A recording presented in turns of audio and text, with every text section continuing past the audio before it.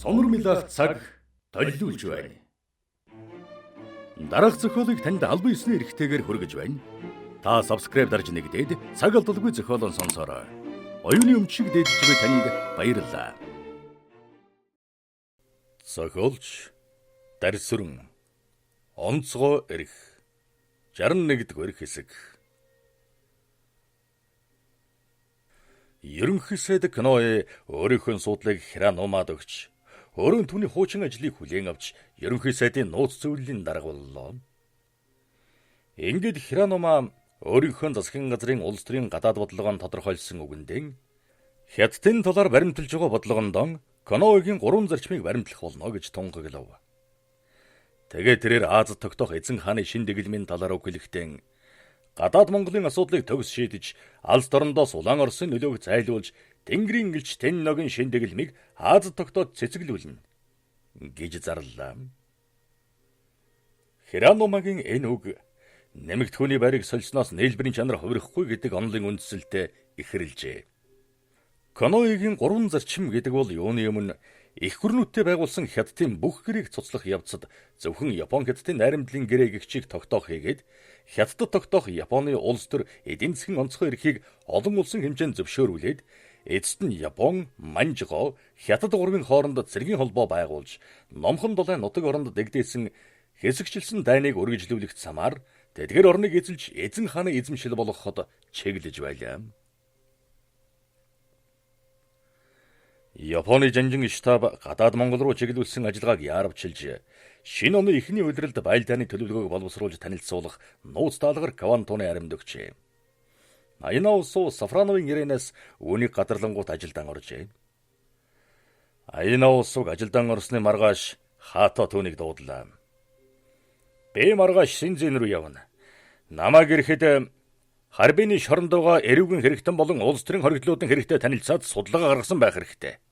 Ялангуяа халах хэл мэддэг бичиг үсэгтэй хүмүүсийг гоцон гарах хэрэгтэй шүү. Ажлынхаа явцыг миний туслахад танилцуулж, зохих ёсны тусалцаа авч ажиллана биз. Цагдаагийн газрын дарга шоронгоор орж хүмүүс шилж олох явдалд туслах үүрэг авсан. Миний туслахаас тусгай үнэмлэх аваарай гэд ажил төрлийн заавар өглөө. Аяна улсуу генералаас даалгавар аваад өрөөндөн орж ирсний дараа Хато ямар хэрэгээр Синзэн рүү явах болов? Сафрановын хэлдэг өнөө ерөнхий төлөвлөгөөний талаар уу? Хоригдлуудын дотроос халах хэлээр сайн ярьдаг хүмүүс ол гэдэг бол хорлон сүйтгэгчдийг гүн ард талд хаях гэсэн санааны илрэл. Тозия намайг явахын өмнө хэлсэн үгэндээ халах голын ажиллагаа амжилтанд хөрөнгүүд Монголын гүнд хорлон сүйтгэх хэсэг илгээнэ гэж байсан. Тэгэхээр тэр хэсгийг бэлдэх ажлыг эндээс эхлэх гэж байгаа байх нэ гэж бодлоо. Аяна улсуу бүх баримтуудыг харьцуулаад Монголын гүнд илгээх хэсгийн дотор өөрийнхөө даалгавраар ажиллах итгэлтэй хүн олохыг ойлгож байлаа. Тэгээд Хатог явсны маргааш хорих газар руу ярьж хоригдлуудын хувийн хэрэгтэй танилцахаар шийдэв. Хорхийн дарга Ахмад Мураяма гэдэг халдсан толгойтой даргатай очиулзлаа. Аяна улсуу зэргийн тагнуулын газар Кемптайн тусгай албаны хүмүүст олгодог үнэмлэхийн Мураяамад үзүүлэхэд тэрээр албан үүргийн дагуу Аяна улсуу сан улс төрийн хоригдлуудын дотроос бид хайрмын тагнуулын газрын даалгавраар хэдэн хүн шилээд байгаа. Ховын хэрэг хэрэгтний зам төрхийн тавчлах хуудас энд гэд ханын шүүгээр үзаалаа. Би өөртөө эрүүгийн хэрэгтний талаар сонирхно. Улс төрийн хэрэгтэнтэй сүйт танилцъя да. Эрүүгийн хэрэгтний дотор аль зэрэг олон толгойлогч байгаа. Би толгойлогчдыг барьж шийтгэж байсныг мэдэхгүй. Гэхдээ тэд чинь ихэнх тохиолдолд баригддаг юм шүү дээ. Баригдлаа гэхэд барьцаар суллагддаг. Харин тэдний гар хөлийн хүмүүс бол манайд олон биш үү? Тэгвэл сайн хэрэг. Би тийм хүмүүстэй өөрөө уулзъя да. Гэхэд шоронгийн дарга хоригдлуудыг дуудаж ирүүлв. Аяна улсуу хэдэн хоригдлтой уулзаж жаал зугаа зүйл асуусан боловч тэдний хэрэн ч Аяна улсуутай ярьсангүй. Тэгээд үдээс хойш 11 дэх хоригдлыг авчирлаа. Өндөр туранхай биетэй 30 нэлээд гарсан эрмэгдүү гөжүүд барин өвөр Монгол ирж ирээд Аяна улсуугийн хөлөөс толгой хүртэл хэрсүүлэн ажиглаад үл томсорлсон янзтай нэмсэглэв. Аяна усуу энэ хоригдлыг гарын уртаа болохыг ховын хэргийн товчлох ууцнаас мэджээ. Аяна усуу түүний дэргэд ирээд ховын үнэр сэнгэнхийг мэдээд мань хүн хуваар хутганы иш хийж угаад иржээ гэж бодоод халаасан хуваар амтны дүрс хийж чадах уу гэж асуув. Хоригдол аяна ус руу сүрхий ширчснээ дуурсангүй. Халаасан хуваар хутганы иш холныг хийгээ юу гэж аяна усыг асуухад өнөө хоригдол тоомсоргүй байдлаар та яаж мэдэв? Арай далдыг хардаг далай лам биш үстэй гэж хятадаар муухан хэллээ. Мэдэж бололгүй дээ. Харин надад олигтойхон туслах хэрэгтэй байна. Болж игэл нарсанд биш, наранд байгаа хүмүүсээс олбол зүгээр юмсан. Тэгээд сураг гаргахаар та нартай уулзъя гэж бодлоо. Та тийм хүмүүсийг мэдэх үү? Армийн тагнуулын газар тийм хүмүүсээр яах нь вэ? Гэхэд аяна усуу ичнэндэн энэ хоригдол намайг армийн тагнуулын газрын ажилтан гэдгийг гадарлжээ гэж бодоод. Заавал армийн тагнуулын газар тийм хүмүүсийг сонирхдаг шүү дээ. Та энгийн хувцастай боловч цэргийн хүн гэдэг чинь цээж толгой алхаа гიშгэнээс чинь илэрхий байна. Нөгөө талаар Кемптайхан өөрсдийнхөө туршуулыг хоригдлууд дотроос хайдаггүй юм. Надад бол Кемптайн бүртгэлд орсон тийм хүмүүс хэрэггүй. Нэр алдранд сураа хийсэн хүмүүс бол хүний анхаарлыг их татдаг биз дээ.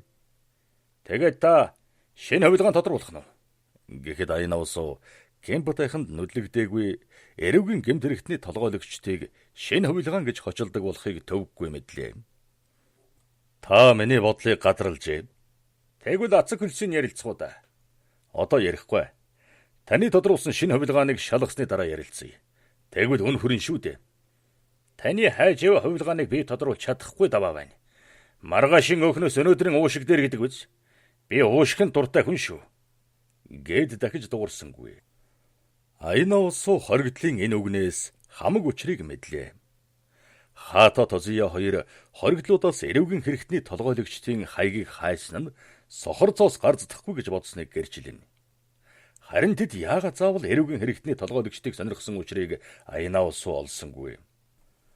Тэгээд нэг өдөр гоминданы удирдлагын даалгавраар харбинд ажилдаг өнөө нууц янхны газрын толгойлогчийг олж уулзах нь чухал гэж үзлээ. Аяна усуу эрүүгийн хэрэгтний нэр алдаршаагүй толгойлогчдыг олохдоо хоригдлуудыг биш, харин янхны газрын хүүхнүүд түүний эзэн зам мөрийг нь гаргана гэдгийг ойлгов. Тэгээд нэг өрөө нууц янхны газрын цэнгэний өрөөнд орлоо. Тэрээр энгийн хувцастай очисон болохоор түүнийг сонирхсан хүмүүс байсангүй. Аяна усуу үдшин цэнгэний газраас гараад шууд эзнийх нь өрөөнд очлоо. Махлаг цагаан хятад аяна усууг танингууд хөл алдан угтаж өрөөндөө хоол унд бэлдүүлж Япон дарга нарт үйлчилдэг хүүхнүүдийнхэн дээжийг авчирлаа.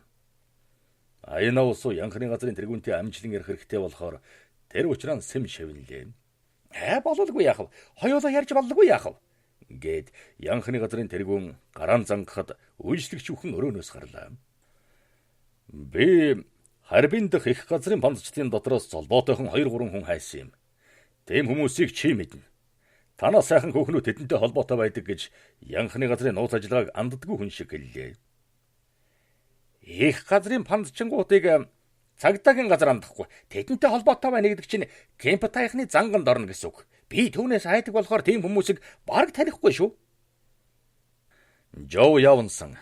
Та тэдний шөөжүүнэрийг таньна гэдэг чинь надад тодорхой хэрэг. Тэгэхээр дүлгэнэх хэрэггүй. Гэхэд нууц янхны газрын тэргүүн хэсэгхэн бодсноо. За яах вэ? Таньсан хүн байна. Би сургалахыг бодъё. Гэхэд аяна усуу 3 хоноод ирж уулзахаар болзоод явлаа. Тэгээд Жоо явантай уулзахаар болсон өдрөн эрэхтэн аяна усуу дөрөм товцтойгоо ирсэнд Жоо яван сүнсийн зайлтал айжээ. Жоо яван аяна усууг армийн тагнуулын газрын ахмад болохыг ойлгонгууд түүнийг залилж болохгүй гэдгийг ухаарлаа. Тиймээс тушаасан бүхнийг биелүүлэх нь зайлшгүй хэрэг. Тэрээр аяна усууг мэдлэн угтаад за энэ ахмадын гараас амьд салахгүй хэрэг боллоо. Эн чин тэр жил 6 тэгийн 9 гэдэг хүүхнээр төрөө барьсан жирийн хэрэг биш байж. Одоо хүлцсэнгүй байх нь чухал гэж бодоод 80 ахмад би бүгдийг бэлдчихсэн. Энэ нэрийн жигсаалтан гэд дөрөв нугалсан цаас ингрийнхээ халааснаас гаргаж өглөө. Аяна усуу түүнийг нь авч нүд гүйлгэн уншиж зогсохдоо Энд байгаа хаягийг танаас өөр ямар хүн мэдхв гэж асуудал Жоо Явван хэсэгхэн бодсноо эд бараг мэдэх хүн байхгүй байх. Нэг хүн байж магадгүй. Тэр хүн одоо шоронд байгаа. Уг нь балиус хочтой юмдаг. Одоо шоронд ямар хочтойг нь мэдэж чадаагүй. Нэг хүн түүнийг над руу балиус гэдэг хочоор явуулаад надаас мөнгө зээлдэг байсан юм. Тэр хүн эдний хаягийг цөмийн мэддэг байсан гэж этгэл муутайхан хэлв. Балиусыг явуулдаг хүний нэрийг хэн гэдгэв гэж Аяна усыг асуухад тэрээр хэлэх ёсгүй нэр хэлж гисэндэн мэдээд ухаан алдах шахалаа. Ноён ахмата, тэр хүний нэрээр та яах нь вэ? Танд огт хэрэггүй хүн. Зүгээр нэг хулгай. За дагид чи ерөн л Жоо Явван үнэхээр хэлэх ёсгүй нэрийг санамсаргүй хэлж гисэн илэрхий болохоор Аяна усуу энэ эзгийг зүгээр өнгөрүүлж болохгүй гэдгийг ойлгоод бид юм бүхнийг мэдэж байх ёстой. Хэн юмаа нуун түүнийг Японы эзэн хааны армийн тагнуулын газар мэдэж байх ёстой. Мэдэж байгаа зүйлийг хэлэхээс зайлсхийсэн хүнийг бид өршөөхгүй.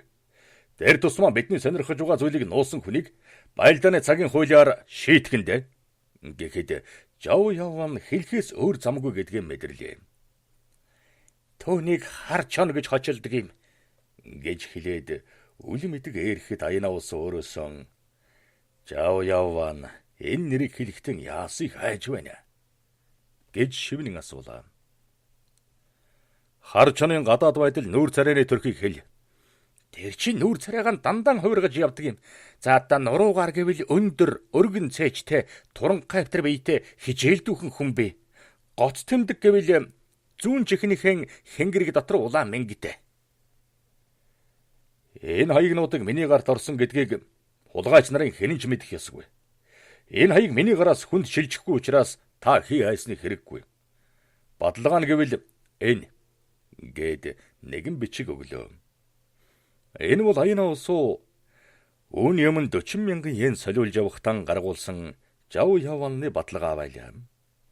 Үүнийг Аяна усуугийн гараас салгаж авсан Жоо Явван сэтгэлдээ одоо тэг 6 тэг 9 гэдэг янган толбогдох зүйл баримтгүй боллоо гэж бодоод дотроо баярлана.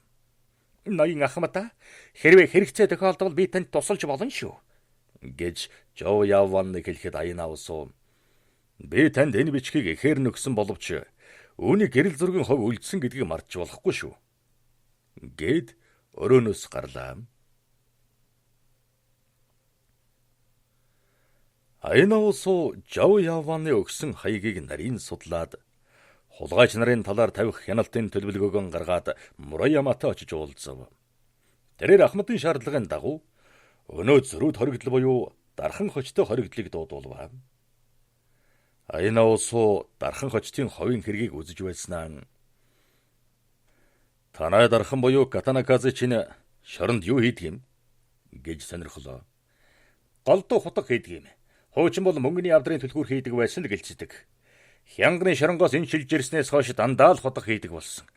Заримдаа дарга нарын захиалгаар коко хийдэг юм. Тунгойд хийх нь яана гэж Мураяма-сан. Танай тэр Катанаки хочид чинь өөр хочтой байсан уу? Үгүй шүү. Ердөн ганц хочтой. Бусд нь 2-3 хочтой байдаг юм. Хумс гэдэг хочтой нэг хоригдлоо, гуйл давс гэдэг хочтой. Анхандаа бос хоригдлынхаа талаар манайд хавладаг болохоор гуйл гэсэн юм л да. Уг нь давс гэдэг хочтой байж л дээ. Сонсон зүйлийн даваатуулж буудахтаа сайн болохоор тэгж нэрлсэн гэдэг. Сүүлийн үед нөхдийнхөн аарсаар ямиг хулгайлж чад байхаар нь хумс гэсэн. Харин дархан бол илүү дутуу зангүй. Тэгээд бусад хоригдлууд түүнийг хочлохоос айдаг гэдэг юм. Яагаад тэгж айдгийг хэн ч мэддэггүй юмдаг. Аяна усуу Мураяма хоёрыг чингэж ярьж суудал дархан хочтыг авчирлаа. Төвнийг хоолнд орж байхад нь авчирчээ. Харгалзагч орж ирэнгүүт дархан хочтын талаар Мураяма товч илтгэж 3 хоног хоолон идсэнгүй гэж илтгэхэд Мураяма түүнийг нь тоосонгүй. За дархан минь, яагаад хоолоо идэхгүй байгаа юм бэ? Гэж Аяна усуу энгийн байдлаар асуутал Мураяма түүний оронд наад чинь тусгай одоотой юм. Хэрэг гарвал ганц тусал усаар хоол хийнэ гэж солиорох юм яа. Түүнийгээ батлахын тулд өдөрт 2 хаяг ус уугаад хэд хоног хоолгүй байдаг хэрдээ. Хянганы шоронд байхтаа их эдшид үзүүлдэг байсан гэдэг. Нэг удаа наадах чинь 10 хоног худлаа өгч үтсэн гэдэг. Тэгээд аваачаад хаях гэж байтал босоод ирсэн гэж байгаа юм. Гэж тайлбарлан ярьлаа. Яагаад энэ тухай тэгээ хувь хэрэг тэмдэглээгүй юм? Наадхан чинь ховын хэрэг алдагдаад байдаг юм уу? Бид хянганы хорхоос ховын хэргийн хуулбарыг нэгсэн одоохондоо ирээгүй л байна. Аяна усуу орж ирснээс хойш дуугүй зогсож байгаа дархан хочдын дэргэд ирээд наа сандал дээрээ суу гэж ойрхон байгаа сандал руу заалаа. Ноён ахмад би суух дургүй хүн. Тэгвэл хэдэн цаг зогсож чадах вэ? Ноён ахмад та хэдэн цаг сууж чадна? Би тэр хүртэл зогсож чадна. Тэгтээ ганц хөл дэрийн ингэж шүү гээд баруун хөлийнхэн өвдгийг нугалсхийн зогсож нөгөө хөлөө нуглаад баруун хөлийнхөн уян дээр ачаад хоёр гараа залбирах гэсэн шиг алга хавсар намжилан барьснаа эгшний төдийд буулгаад ганц хөл дэрийн зогсохыг аживал ёогч хүн болох нь мэдэгдэнэ. Аяна усуу хэмээгдэх гунгаа 8 жилийн өмнө тусгай ажиллаар умард төвдийн хойд хэсэг Синжааны өмнөд нуруу буюу Улуг Мудстаг нурууны өмнөд бэлд байдаг нэгэн хитэд очихдоо ёогч өвгөнтэй уулзнаа саналаа.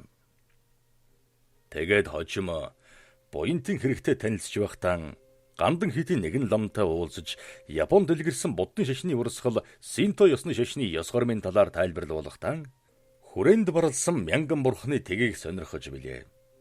Тэр тгийн дотор хажид химэх бурхны баранд инхүү ганц хөл дэрийн зогссон бурхны олон хэлбэрт зурсныг үзснээр саналаа. Дархан минь та багада хаанхан хийдэж шавилж байсан бай гэж Аяна усууг хэнэггүй асуухад долн уурын сүм шавилж байсан гэлээ. Бурхны шав яхаараа дээрэмчин хулгайж болдог байна. Тэгэхдээ банкны мөнгөний авдрын түлхүүрийг хийж сурсан хулгайж шүү. Ноён ахмад та их юм сонирхож байгаа юм байна. Би энэ тухайд тайлбарлахгүй гэдгийг мэдсээр байж цагаа хийг гарцдах гэсэн солиотой хүн шиг ингэж асуудаг чинь инээдэмтэй байна шүү. Тэгвэл та яагаад ганц хочтой байдаг юм? Хоригдлууд 2-3 хочтой шүү дээ. Хэрэг танд хэрэгтэй бол намайг тавина гэж хочилж болно шүү. Гэхэд Аяна усуу дархан хочтой хоригдлыг ажиглан дуугүй зогсохдоо гандангийн ламтаа ярьснаа саналаа. Манай Монгол дэлгэрсэн шарын шашин бол онцлог ёогтой юм. Ёогчд өвчнгүүд ид шидтэй. Улайдсан хусуур долоож, хурц үзүүртэй тэвнэр нүүр завжаа нэвд сүлбэхэд цус гардаг юм. Ялангуяа энэтхэг жаграар явсан бадарчингууд бол хатхан ёог сурчхаад үхээд хэд хоногийн дараа босоод ирдэг юм. Биеийнхэн цусыг нэг эргэтэн рүүгэн шахаж цусгүй улсан эргэтнээ тэвнэр сүлбэхэд хүмүүс их гайхдаг. Тэгээд хэд хоногч явж чадна. Тиймээс ламын ёсонд хоолцоо идэж уусны дараа лам хүн модон аягаан чулуун дээр нэг үрээд авах ёстой гэж намалдаг юм. Ингэхэд тагш нь амсраараа хэлэгдэж багасаад хожим олон жилийн дараа хэдэн дусал ус багтах хэмжээтэй болдог гэсэн. Тэр үед лам хүн хэдэн дусал усаан ууж өөр хоол унд хэрэглэхгүй явж чаддаг болдог гэсэн юм. Аяна усуу дархан хочтын гадаад байдлыг хараад баг залуудан өөр монголчуудын дунд нэрд гарсан ёогч хүний шав байсныг төвөггүй мэдлээ. Тэгээд ганц хөл дэрэн зогсож буй дархан хочтын дэргэд ирж зогсохдоо зүүн чихний дотор талд хуруу дарам хэмжээтэй улааминг байгааг ажиглаад Жоо Яваны хэлсэн үгийг санан эн чин хар чон шивдэ. Тэгвэл балиус нь хэн байх вэ гэж бодлоо. Таныг тавина гэж хочилдогоос гадна бас өөр хочоор хочилдог шүү дээ.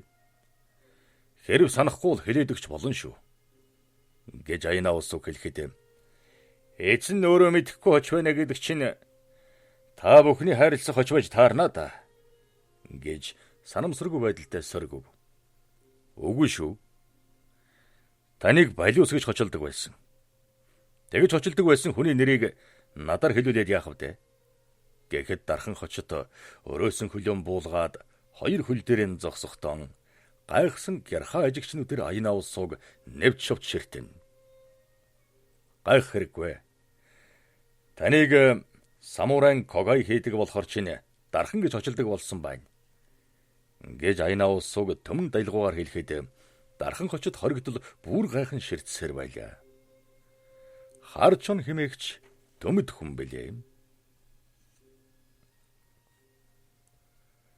3 дугаар бүлэг. Сэтгэл шимшрүүлсэн жавар. 1. Цасан дээр үлдсэн мөр. 1939 оны 1-р сар. Сарын шавтаргаар Монголын хил дээрээс ирсэн Симото Синзин рүү явахын өмнө Аяна улсуутай уулзлаа. Тэр хоёр хуучин найзын ёсыг баримталж модерн буудлын цоогийн газар очлоо. Симотогийн царай бүрсгэр сэтгэл тогтворгүй учраас үе санаалдаж өөрийгөө тайвшруулна. Тэрээр ярих юман олж ядсандаа "Аяна улс минь ажил төрлийн талаар ямар хөө байна да?" гэж асуулаа. "Чи усаа доноо минь. Чи намайг тэгж албархуу байдлаар хүндгэсний хэрэггүй. Эрдэн үерхдэг энэ зараал бай. Хоёулаа жаахан тэмэрий. Би эндээс хараад нөгөө Жова өгтөн янхны газар очино." гэд ширээн дээрх сакетэ хундгаан авлаа. Симотогийн ажил хэрэг бүдэмж муутай болохоор тэр уухыг чухалчилж байгааг Аяна улсуу гадарлав. Тэрээр хуймарсан сэтгэлийн ингэж тайвшруулдаг замтай. "Аяна улсуу минь, Юкигийн төлөөний төшмөл өнөө ойдог энд би юу?" "Би шүү. Бид хоёр хаяа дайралддаг юм. Уг нь би чамайг танилцуулъя гэж бодсон юм. Гэтэл чи танилцж амжаа шивдэ. Сафранов бид хоёрыг танилцуулсан юм аа. Тэгнэ тэр. Сафранов Юкиг өөртөө татахын тулд хөлөө хугалж мэдэх хүнтэй. Даанч цаатхан тоодгүй юм. Харин надад Тозия сан хориг тавиагүй бол би түүнийг дэгээд чихэл байсан. За тэгтээ Юки удаан амьд явахгүй хүн." Гэхэд Аяна улсуу "Уушиг муутай юм уу?" гэж асуулаа. Симото Аяна улсуугийн энэвгийг сонсоод Тозия түүнийг устгуулах юм гэж хэлэх гэсэн болоод "Магадгүй. Уушиг гэснээр хундагтай архиан балгаад уушиг гэснээс чи чинь наад элэг цөсөн эмчлүүлж байна уу? Наадхаар этгий янзлууч нэг эр хүн шиг болооч чамтай ийм газар ирэхээр урам хугарах юм" гэж гоморхолоо. "Тэгж байгаа дэмжлүүлнэ. Одоо ч ажил ундраад эмч домч гэж гүйх сөхөө алга байна шүү дээ. Намаагийн торгидлуудтай хормойгоон чирч ядаж байхад та нар чинь байр зүйн тодруулалтаа гүйцээчгээ биз дээ?" гэж лавлан асуулаа. "За яах вэ? Оргүй дорвол охинтой болсон. Гэхдээ Токиогоос ирсэн мэрэгжилтэнгүүд сэтгэл дундуурхан л байгаа бол та. Монголын хил дээр нэмэгдэл хүч ирсэн болохоор Номон хаан бүр даваноос цааш алхуулахгүй байна. Шинэ оны ихээр баргын 100 гаруй морин цэрэг хилээр амжилттай гараад хайлаас дуруудж явтал гин турдаас минь галны лээ. Хэлийн харуулын цэргүүд бидэнд мэдгэлгүй ар хударгаар минь ороод буцах замыг минь хаачихсан болохоор голын царигт орж чахлаа. Тэгээд барга цэргүүдээр дайралт хийж бүсэлтийг сэтэлж газрын зургийнхныг 9 минь давч харлаа. 1 сарын 10-наас хойш хэсэгчлсэн цөөн хүний бүрэлдэхүүнтэй хэл гарч ажиллаан үргэлжлүүлэх арга боловсруулав.